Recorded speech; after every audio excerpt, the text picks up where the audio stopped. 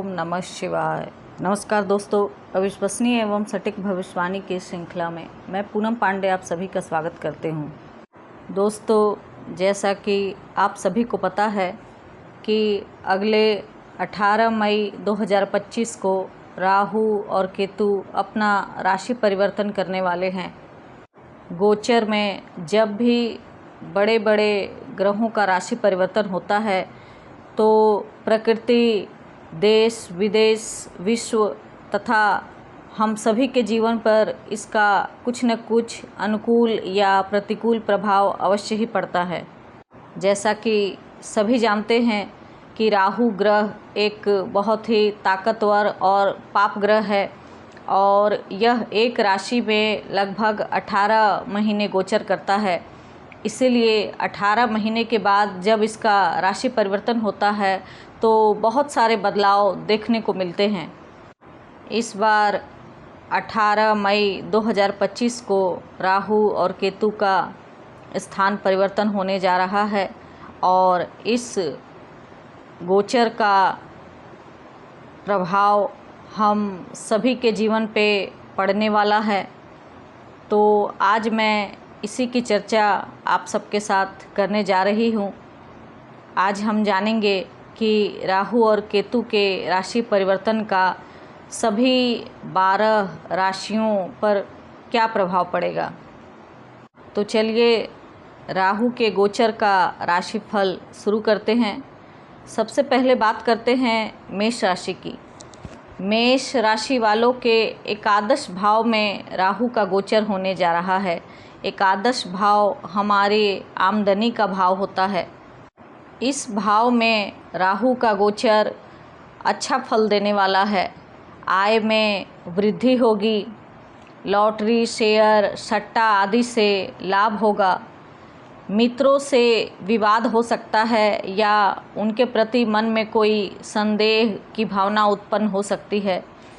भाई बहनों को लेकर भी कोई चिंता वाली बात हो सकती है। शिक्षा में रुकावट आ सकती है या फिर शिक्षा में असफलता मिल सकती है।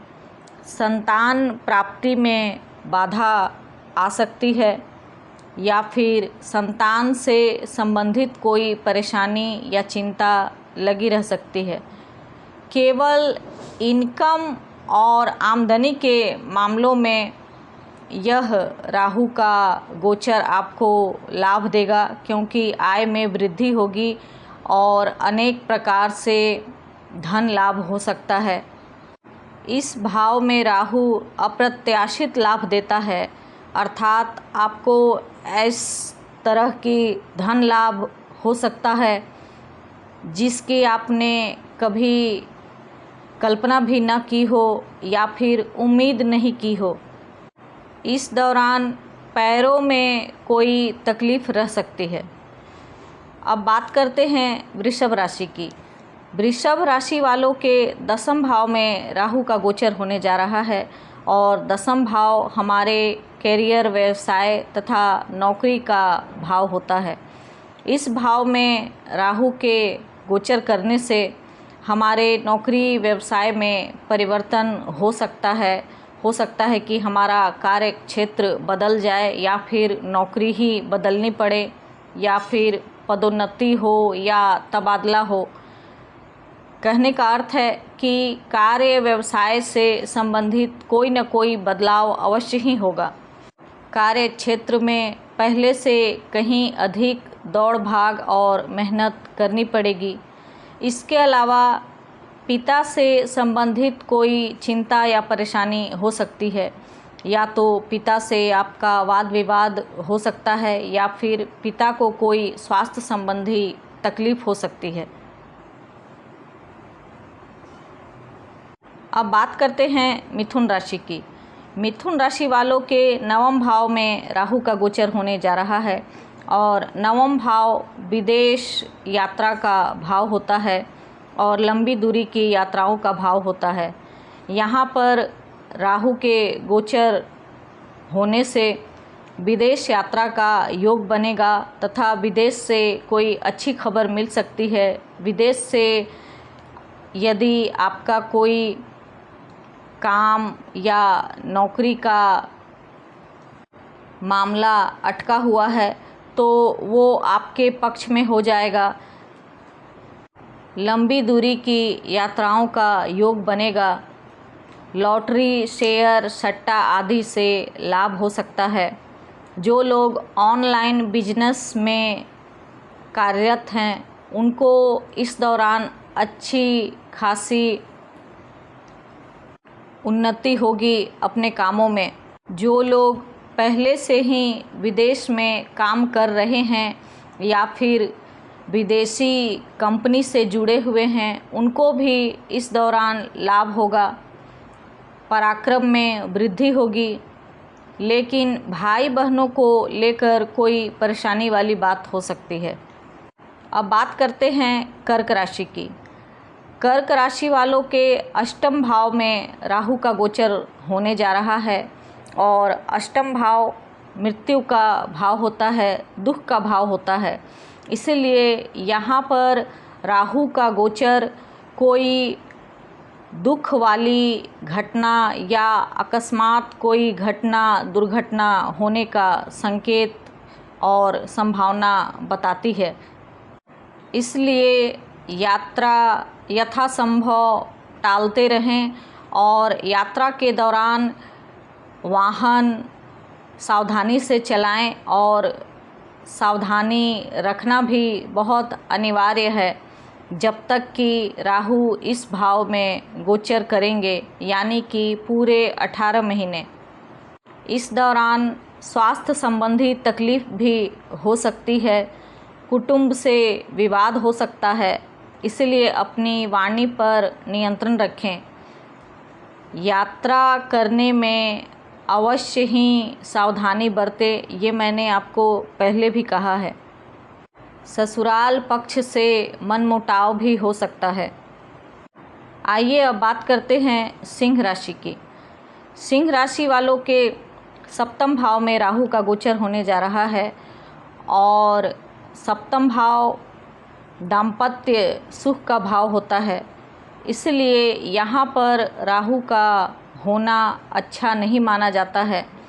सप्तम भाव में राहु के गोचर होने से दाम्पत्य जीवन में परेशानी आ सकती है। जीवन साथी से वाद विवाद, लड़ाई झगड़े हो सकते हैं। इसके अलावा सप्तम भाव साझेदारी और पार्टनरशिप का भाव भी है। तो जो लोग पहले से पार्टनरशिप के कामों में संलग्न हैं उनको अपने पार्टनर से कोई दिक्कत हो सकती है या वाद विवाद हो सकता है। इसको लेकर सावधान रहें। जीवन साथी के स्वास्थ्य को भी यह राहु प्रभावित कर सकता है, इसलिए जीवन साथी के स्वास्थ्य का भी ख्याल रखें। इसके अलावा जो लोग अविवाहित हैं उनके विवाह का योग भी बनने वाला है, क्योंकि सप्तम भाव में राहु के आने से ज़्यादातर अंतर जातीय विवाह का योग बनता है। अब बात करते हैं कन्या राशि की। कन्या राशि वालों के छठे भाव में राहु का गोचर होने जा रहा है और छठा भाव रोग, ऋण, शत्रु का भाव होता है। यहाँ पर पाप ग्रह का गोचर अच्छा माना जाता है, इसीलिए राहु भी यहाँ अपना अच्छा फल ही देंगे। रोग, ऋण तथा शत्रु से छुटकारा मिलेगा, लेकिन पहले रोग, ऋण, शत्रु से आप थोड़ा बहुत परेशान अवश्य ही होंगे। उसके बाद स्थिति आपके पक्ष में बनेगी और आपके शत्रु आपसे हार जाएंगे।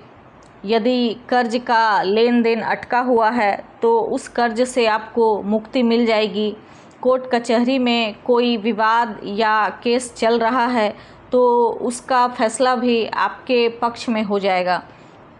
यदि बहुत पहले से किसी रोग से पीड़ित हैं तो इस समय अधिक संभावना है कि उस रोग से आपको मुक्ति मिल जाएगी। इस समय पेट की तकलीफ़ हो सकती है, उसका थोड़ा आपको ध्यान रखना होगा। प्रतियोगी परीक्षाओं में सफलता मिलेगी। यदि आपने पहले भी कोई परीक्षा दी है जिसका परिणाम अभी नहीं आया है, तो अब जो भी परिणाम आएगा वो आपके पक्ष में ही आएगा। अब बात करते हैं तुला राशि की। तुला राशि वालों के पंचम भाव में राहु का गोचर होने जा रहा है। पंचम भाव संतान और शिक्षा का भाव होता है। यहाँ पर राहु सभी मामलों में परेशानी और तकलीफ़ देने वाले हैं। प्रेम संबंधों में परेशानी हो सकती है, प्रेमी या प्रेमिका से विवाद या ब्रेकअप हो सकता है, संतान को लेकर भी कोई चिंता हो सकती है, या फिर संतान प्राप्ति में बाधा आ सकती है। यहाँ तक कि यदि तुला राशि की स्त्री है और वो गर्भवती है तो गर्भपात का भी भय है। इसीलिए राहु की शांति अवश्य ही करवा लें। पंचम भाव का राहु पेट में कोई समस्या भी दे सकता है, पेट की कोई तकलीफ़ हो सकती है। इसके अलावा मान हानि या अपयश का भी भय है, इसके लिए सावधानी रखें। शिक्षा में रुकावट आ सकती है या फिर शिक्षा में असफलता मिल सकती है। यहाँ पर राहु के गोचर का एक अच्छा फल आपको मिलेगा कि आपके इनकम में वृद्धि होगी। अब बात करते हैं वृश्चिक राशि की। वृश्चिक राशि वालों के चौथे भाव में राहु का गोचर होने जा रहा है और चतुर्थ भाव हमारे परिवार का भाव होता है, मानसिक शांति का भाव होता है। तो साफ तौर पर यह कहा जा सकता है कि यहाँ पर राहु का गोचर आपको अच्छा फल नहीं देगा। घर परिवार में कलह और वाद विवाद की स्थिति उत्पन्न हो सकती है। मकान या स्थान परिवर्तन भी हो सकता है। भूमि, भवन या वाहन को लेकर कोई न कोई समस्या या परेशानी खड़ी हो सकती है। इसके अलावा माता को लेकर भी कोई चिंता वाली बात हो सकती है। या तो माता से वाद विवाद हो सकता है या फिर माता के स्वास्थ्य खराब होने की भी आशंका है। जो लोग हृदय रोग से पीड़ित है वो इस दौरान अपने स्वास्थ्य का विशेष ख्याल रखें। हो सके तो राहु की शांति अवश्य ही करवा लें। अब बात करते हैं धनु राशि की। धनु राशि वालों के तृतीय भाव में राहु का गोचर होने जा रहा है और तृतीय भाव पराक्रम का भाव है। इस भाव में राहु के गोचर होने से पराक्रम में वृद्धि होगी। विदेश यात्रा या फिर लंबी दूरी की यात्रा होगी जिसमें लाभ होगा। विदेश से जुड़े या फिर ट्रांसपोर्टिंग आयात निर्यात से जुड़े लोगों को अच्छा खासा लाभ होने वाला है।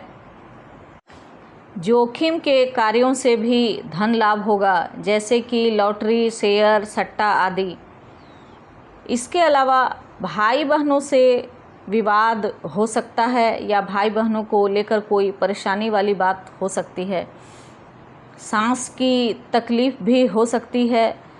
बाह या फिर कंधों में दर्द रह सकता है, इसका ख्याल रखें। अब बात करते हैं मकर राशि की। मकर राशि वालों के द्वितीय भाव में राहु का गोचर होने जा रहा है और द्वितीय भाव हमारे कुटुंब और वाणी का भाव होता है। तो यहाँ पर राहु के गोचर का होने से वाणी को लेकर वाद विवाद या लड़ाई झगड़े की नौबत आ सकती है। अचानक आपके मुंह से ऐसी कोई बात निकल जाएगी जिसको लेकर वाद विवाद हो जाएगा। इसलिए इस समय अपनी वाणी पर अवश्य ही नियंत्रण रखें। कुटुंब से भी वाद विवाद हो सकता है और पैतृक संपत्ति को लेकर भी लड़ाई झगड़े या वाद विवाद की स्थिति बन सकती है या फिर पैतृक संपत्ति का नुकसान हो सकता है।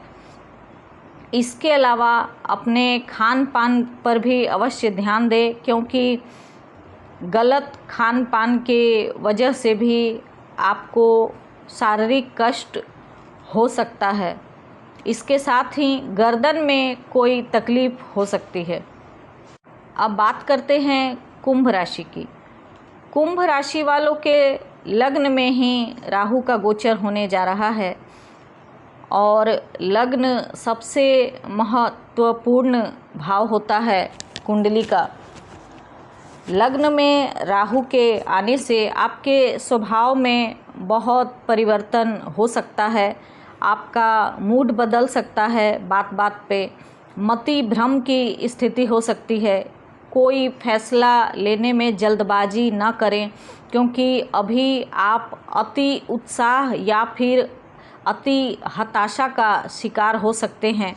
कभी कभी आप उत्साहित होकर कोई गलत निर्णय या फिर जोखिम ले सकते हैं। इसलिए इस दौरान अभी आप कोई भी बड़ा फैसला ना लें, और यदि इस तरह का कोई फैसला कैरियर या अपने जीवन से जुड़ा हुआ कोई फैसला लेना ही है तो कुछ लोगों की सलाह लेने के बाद ही कोई कार्य करें। इस दौरान आपको स्वास्थ्य संबंधी परेशानी का भी सामना करना पड़ सकता है। जीवन साथी से भी वाद विवाद हो सकता है, क्योंकि आपका मूड हर क्षण बदलता रहेगा। कुंभ राशि वालों को मेरी यह सलाह है कि जब तक आपके लग्न में राहु का गोचर रहेगा, यानी कि अगले 18 महीने तक, तब तक आप अपने जीवन से जुड़े कोई भी बड़े फैसले न करें, जैसे कि शादी, ब्याह, नौकरी, व्यवसाय इत्यादि से जुड़ा हुआ कोई भी फैसला। अब बात करते हैं मीन राशि की। मीन राशि वालों के द्वादश भाव में राहु का गोचर होने जा रहा है और द्वादश भाव व्यय का भाव होता है। इसलिए यहाँ पर राहु का गोचर आपको अनावश्यक व्यय करवाएगा, धन हानि होगी, कोर्ट कचहरी अस्पताल के चक्कर लगाने पड़ सकते हैं, अनावश्यक यात्राएं होगी। इसके अलावा आँखों या पैरों में तकलीफ़ भी हो सकती है। कुल मिलाकर मीन राशि वालों के लिए राहु का यह गोचर शुभ नहीं रहेगा। हो सके तो इसकी शांति अवश्य ही करवा लें। तो दोस्तों, मैंने 12 राशियों के अनुसार राहु के और केतु के गोचर का फल आपको बता दिया है। इनमें से जिन जिन राशि वालों के गोचर का फल मैंने ज़्यादा अशुभ बताया है, उनको राहु की शांति अवश्य करवा लेनी चाहिए, क्योंकि यह राहु का गोचर अगले 1.5 वर्षों तक इस राशि में रहेगा और यह प्रभाव अगले 1.5 वर्षों तक देखने को मिलेगा। इसलिए 1.5 वर्ष कोई छोटा समय नहीं होता है। शांति करवा लेने में ही समझदारी है। तो दोस्तों, इसी के साथ ही मैं आज की चर्चा को यहीं समाप्त करती हूँ। आपको मेरा वीडियो कैसा लगा कमेंट में अवश्य बताएं। यदि आपको किसी खास विषय पर वीडियो चाहिए या जानकारी चाहिए तो आप कमेंट में लिख सकते हैं। मैं कोशिश करूँगी उस विषय पर वीडियो बनाने की। यदि आपको व्यक्तिगत रूप से कुंडली विश्लेषण करवानी हो तो दिए गए नंबर पर संपर्क कर सकते हैं। तब तक के लिए मुझे आज्ञा दीजिए। नमस्कार। जय महाकाल।